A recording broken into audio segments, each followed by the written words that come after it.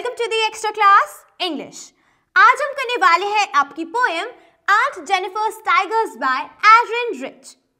इस पोएम में poet highlight कर रही हैं काफ़ी सारी प्रॉब्लम्स को जो कि एक मैरिड वुमेन अपनी लाइफ में एक्सपीरियंस करती है, जैसे कि वो रिस्ट्रिक्टेड फील करती है, ऑप्रेस्ड फील करती है because of all the responsibilities जो उनकी लाइफ में आई आफ्टर मैरिज।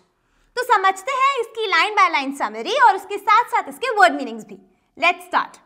अब इस पोएम में पोएट डिस्क्राइब कर रही हैं आंट जेनिफर को और वो टाइगर्स को जो कि आंट जेनिफर एम्ब्रॉयडर कर रही हैं अपनी टेपेस्ट्री पे। अब ये जो टाइगर्स हैं ये बहुत डिफरेंट है आंट जेनिफर से एंड ये रिप्रेजेंट करते हैं वो वर्ल्ड जहाँ पे आंट जेनिफर रहना चाहती हैं, जिस तरीके से आंट जेनिफर रहना चाहती हैं। तो पोएम शुरू होती है, aunt Jennifer's tigers prance across the screen, bright topaz denizens of a world of green. They do not fear the men beneath the tree, they pace in sleek, chivalric certainty. तो क्या कहती है यहाँ पे, इस फर्स्ट स्टैंजा में poet describe कर रही है टाइगर्स को जो वो एम्ब्रॉयडर कर रही हैं आंट जेनिफर। तो किस तरीके से वहाँ पे क्वालिटीज बताएंगे उनकी कि जो आंट जेनिफर के टाइगर्स हैं दे प्रांस अक्रॉस अ स्क्रीन, यानी प्रांस का मतलब होता है वॉकिंग एनर्जेटिकली, और ये जो क्वालिटी है ये ह्यूमन बीइंग्स को बेसिकली एट्रीब्यूट की जाती है, दी जाती है।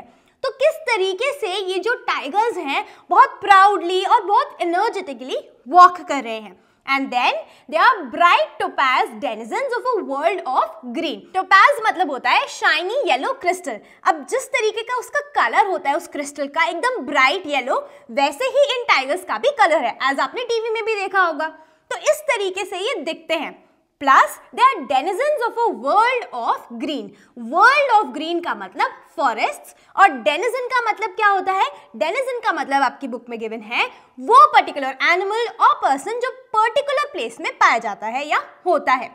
तो ये जो टाइगर्स हैं इनका अपना खुद का एरिया है, खुद का घर है जहां वो रहते हैं, एंड वो कहाँ रहते हैं, वर्ल्ड ऑफ ग्रीन यानी कि इन फॉरेस्ट। तो ये क्या दिखा रहा है, ये एक तरीके का कॉन्ट्रास्ट है कि even though aunt Jennifer is married और वो एक घर में है, लेकिन जो वो घर है वो उनका खुद का नहीं है, it does not belong to her. तो यहाँ पे इस तरीके का कंपैरिजन जो है वो यहाँ पे ड्रॉ करते हैं। नेक्स्ट लाइन में पोएट कहती हैं, They do not fear the men beneath the tree. ये जो टाइगर्स हैं ये किसी से भी डरते नहीं हैं। प्लस लास्ट लाइन क्या है, They pace in sleek, chivalric certainty. और किस तरीके से चलते हैं, पेस मतलब चलना, तो बहुत ही ज़्यादा शिवाल्रिक तरीके से। शिवाल्रिक क्या होता है, बहुत ही बोल्ड तरीके से, बहुत ही हीरोइक तरीके से। आपने कभी भी जब नैट जियो पे या डिस्कवरी पे टाइगर्स को चलते हुए देखा होगा तो कितने ब्यूटीफुली चलते हैं, राइट, कितने हीरोइकली चलते हैं। तो उसी तरीके से यहाँ पे उन्होंने डिस्क्राइब किया है इन शिवाल्रिक सर्टेनिटी। सर्टेनिटी यानी कि कॉन्फिडेंस। तो अगर हम इस फर्स्ट स्टैंजा को देखें तो हमें टाइगर्स की यहाँ पे कौन सी क्वालिटीज पता चल रही हैं कि फर्स्टली कि वो बहुत एनर्जेटिक है, देन हम देखते हैं दे आर ब्राइट, ठीक है, and they are having the old world यानी वर्ल्ड ऑफ ग्रीन, यानी कि वो फॉरेस्ट में रहते हैं, they have their own home. Then यहाँ पे दिखाया गया है कि वो किसी से डरते नहीं है, वो फियरलेस हैं, एंड देन हम देखते हैं यहाँ पे वो काफ़ी ज़्यादा शिवॉल्रिक है और काफ़ी ज़्यादा कॉन्फिडेंट है।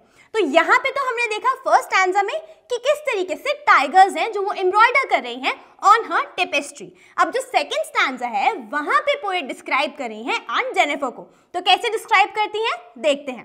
तो पोएम कंटिन्यू होती है, aunt Jennifer's fingers fluttering through her wool find even the ivory needle hard to pull. The massive weight of uncle's wedding band sits heavily upon Aunt Jennifer's hand. तो इस stanza में poet describe करेंगे aunt Jennifer को। अब aunt Jennifer यहाँ पे क्या क्या क्वालिटीज उनकी नजर आती हैं, तो यहाँ पे बताना शुरू करती हैं कि आंट जेनिफर काफी नर्वस हैं, काफी ज्यादा हरी में है, इसीलिए ऐसा लग रहा है शायद काफी ज्यादा एंशियस है, काफी ज्यादा नर्वस है। क्यों? Because aunt Jennifer's fingers fluttering through her wool, मतलब वो प्रॉपरली जो वो एम्ब्रॉयडरी बना रही है वो भी नहीं बना पा रही, उनकी जो फिंगर्स है वो नर्वसली शेक कर रही हैं, फ्लटर कर रही हैं, ठीक है। तो फ्लटरिंग का मतलब हुआ नर्वस या फिर इन हरी। नेक्स्ट वो कहती हैं, find even the ivory needle hard to pull, यानी कि वो इतने ज़्यादा मेंटल स्टेट जो है उनका, मेंटल कंडीशन जो है उनकी, वो इतनी ज़्यादा ऑप्रेस्ड है कि उनके लिए एक सिंपल सी आइवरी नीडल, आइवरी क्या होता है, आइवरी इज समथिंग जो कि बना है फ्रॉम द एलिफेंट्स टूथ। तो वहां पे ये कह रही हैं कि इवन वो जो नीडल है उनके लिए उठाना मुश्किल हो रहा है, उसको पुल करना उनके लिए मुश्किल हो रहा है, क्योंकि उनका जो मेंटल स्टेट है उसमें वो काफ़ी हेविली ऑप्रेस्ड है। ठीक है, तो यही मतलब हुआ। देन वो कहती हैं the massive weight of uncle's wedding band. Wedding band यानी कि जो एंगेजमेंट या जो वेडिंग रिंग है वो, तो उसका मैसिव वेट क्यों है? यहाँ पे वो सिग्निफाई कर रहा है कि इस वेट के साथ, इस एंगेजमेंट रिंग के साथ जो सारी रिस्पॉन्सिबिलिटीज उनके ऊपर आई हैं इन अ मैरिड लाइफ, उसकी वजह से जो उनके हैंड्स हैं वो जो है मूव नहीं कर पा रहे हैं। तो यहाँ अगर हम देखेंगे मेटाफोरिकली बोल रहे हैं इस बात को कि किस तरीके से ये जो वेडिंग बैंड है ये सिग्निफाई कर रहा है उन सारी रिस्पॉन्सिबिलिटीज को जिसकी वजह से वो खुल के जी नहीं पा रही हैं, इनफैक्ट वो ऑप्रेस्ड फील कर रही हैं। तो वो जो रिस्पॉन्सिबिलिटीज हैं वो उससे कंप्लीटली सराउंडेड है एंड वो ये जो एंगेजमेंट रिंग है उनको बार बार उन रिस्पॉन्सिबिलिटीज की जो याद है वो दिलाती रहती है। अब लास्ट स्टैंजा देखते हैं इसका। सो लास्ट स्टैंजा शुरू होता है When aunt is dead, her terrified hands will be still ringed with ordeals she was mastered by. The tigers in the panel that she made will go on prancing, proud and unafraid. तो यहाँ पे क्या कह रहे हैं वो? यहाँ पे कह रहे हैं कि even after death, जो aunt Jennifer है, she will be surrounded by all these unpleasant experiences जो उन्होंने अपनी लाइफ में, अपनी मैरिड लाइफ में एक्सपीरियंस किए हैं। सो यहाँ पे तभी लिखा है उन्होंने कि when aunt is dead, her terrified hands will be, terrified यानी कि afraid, her terrified hands will be still ringed with ordeals she was mastered by. ringed with मतलब surrounded by. ठीक है, तो वही कह रहे हैं कि उनके ये जो हैंड्स हैं, क्योंकि इनके हैंड में, उनकी फिंगर पे क्या है, ये वेडिंग बैंड है जो कि क्या सिग्निफाई कर रहा है, जो सारी रिस्पॉन्सिबिलिटीज हैं उनको। तो वही कह रहे हैं कि ये she will be ringed by, she will be surrounded by ये जो ऑडियल्स है यानी कि अनप्लेजेंट एक्सपीरियंसेस हैं जो उन्होंने अपनी लाइफ में फेस किए हैं, वो स्टिल उनकी फिंगर पे रहेंगे हमेशा। ये जो वेडिंग बैंड है even after death will signify that. तो वही यहाँ पे ये कह रही हैं plus she was mastered bye. Mastered का मतलब क्या होता है? किसी के ऊपर कंप्लीट कंट्रोल गेन करना। तो यहाँ पे ये क्या शो कर रहा है कि ये जो आन जेनिफर है, इनकी मैरिड लाइफ कुछ ऐसी है जहाँ पे ये इक्वल नहीं है अपने हस्बैंड से, यानी she is controlled, she is slaved in a sense. इसीलिए यहाँ पे वर्ड क्या यूज किया गया है? मास्टर्ड। ठीक है, एंड लास्ट लाइन में क्या कहते हैं? The tigers in the panel that she made will go on prancing, proud and unafraid. लेकिन दूसरी तरफ जो ये टाइगर्स को एम्ब्रॉयडर कर रही हैं, ये जो टाइगर्स हैं हमेशा ही इसी तरीके से prancing रहेंगे, एनर्जेटिकली वॉक करेंगे, unafraid रहेंगे, fearless रहेंगे, unlike whom? Unlike Aunt Jennifer. तो फर्स्ट स्टैंजा में तो हमने देखा कि पोएट डिस्क्राइब कर रही हैं उन टाइगर्स को जो आंट जेनिफर एम्ब्रॉयडर कर रही हैं अपनी टेपेस्ट्री पे, एंड हम देखते हैं वो कॉन्फिडेंट हैं, वो फियरलेस हैं, उनका खुद का घर है, they have their own place, plus they are heroic and bold, और उनके अंदर काफी सारा कॉन्फिडेंस है। सेकेंड स्टैंजा में हम देखते हैं कि आंट जेनिफर कैसी हैं। तो आंट जेनिफर उसके बिल्कुल ऑपोजिट है उन टाइगर्स के।